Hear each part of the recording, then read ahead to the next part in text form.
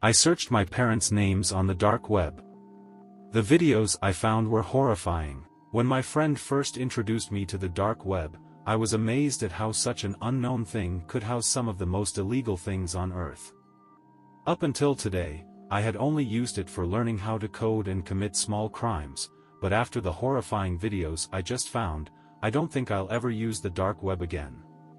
I first met my best friend Alex when a little bit after I got into high school. My parents had moved us to a new town and I had no friends. It was lonely at first, but I got used to it. We moved because they were paranoid after many murders occurred in our town. I thought this was weird, moving across the country over that, but I let it go. The reason Alex and I became friends so quickly was because we both had a shared interest in the internet and everything it had to offer. I was a gaming addict and a Tier 3 Pokemon subscriber, while he was more of a coder and developer. 2 years later we were still best friends. But now, we were much older and smarter. Alex had discovered the dark web and he was obsessed with it. He pretty much spent every hour of the day on it, searching through anything you could imagine. There was nothing wrong with this, but one search he made was the biggest mistake of his entire life. I remember waking up to dozens of text messages from him one morning. This wasn't normal. Alex wasn't a very social person, and it was very hard to get words out of him. I opened my phone to see what he had messaged me.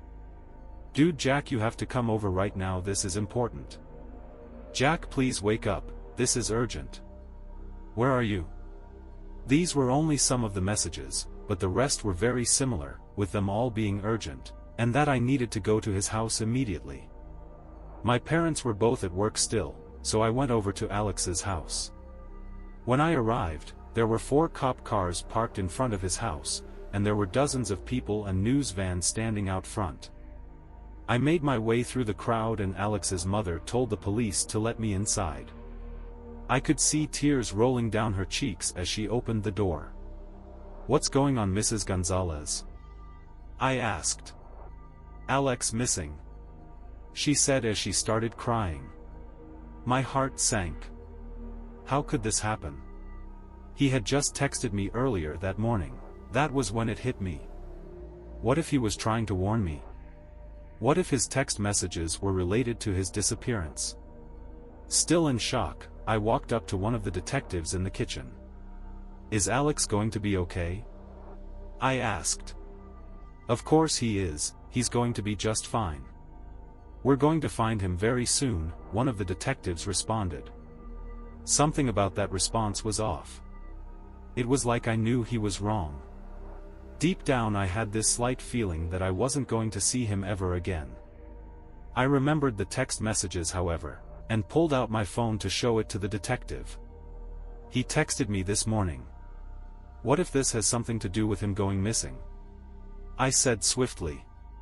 As he began reading them, his expression quickly changed. It was like it got worse. He told me they needed to keep my phone for now to investigate the text messages, and said they would give it back to me later. I stayed around the house for a while, not just because I missed Alex, but because I wanted to comfort his parents. They cared about me a lot, and it hurt to see them like that. His mother couldn't stop crying. Eventually, however, I went into Alex's room to see if I could find anything that might give a clue about why he went missing. I searched through everything, but I found nothing, but then I noticed something. Alex's computer was on, but his monitor was turned off. I looked for the button to turn it on and hit it. As the screen lit up, my heart sank. He was on the dark web. Obviously this was normal, but for some reason, he had dozens of different tabs opened.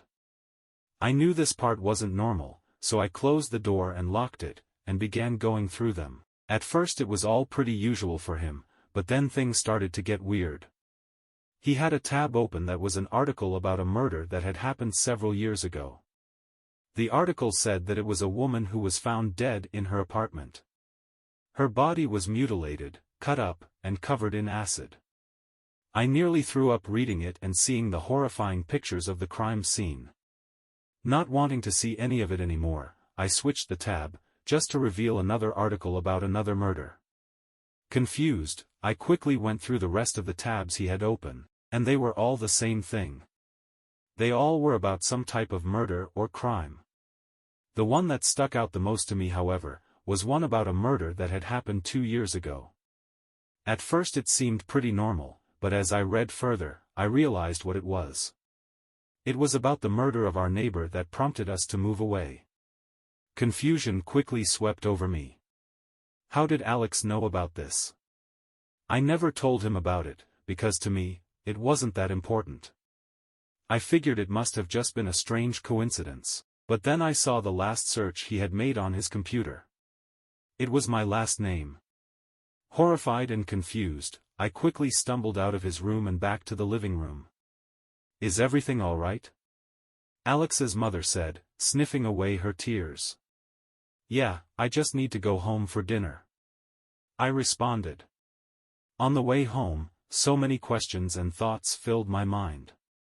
Why was he searching up my last name? Did he think that I had something to do with this?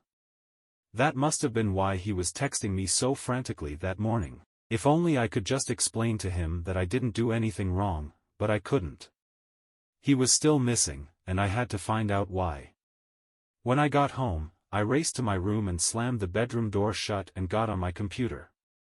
I loaded up my Tor browser and turned my VPN on. I knew what I had to do. I began typing in the letters of my last name, becoming more nervous after every letter. When I finally hit enter, nothing happened. It was just a blank screen.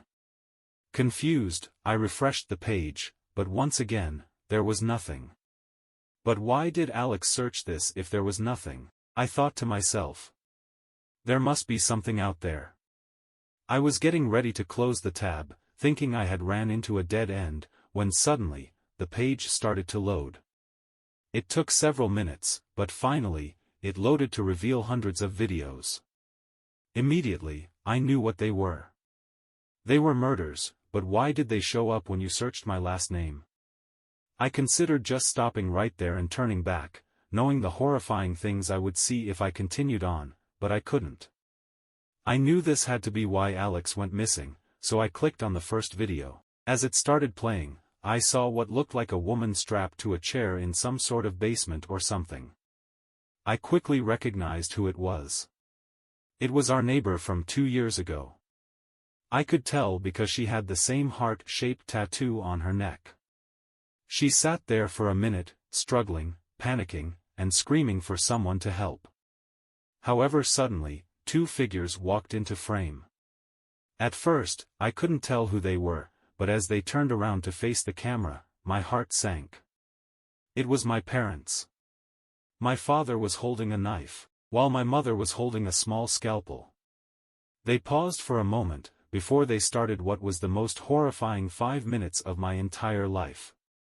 I watched as they cut her into pieces, and listened as she begged for mercy, screaming the whole time. Blood filled the room as she took her last breath. When the video ended, it quickly went to another, revealing the exact same room and chair I had seen before. I was traumatized by what I had already seen, and I knew I couldn't watch any more of it. My parents were murderers, and I now knew the real reason we moved away 2 years ago.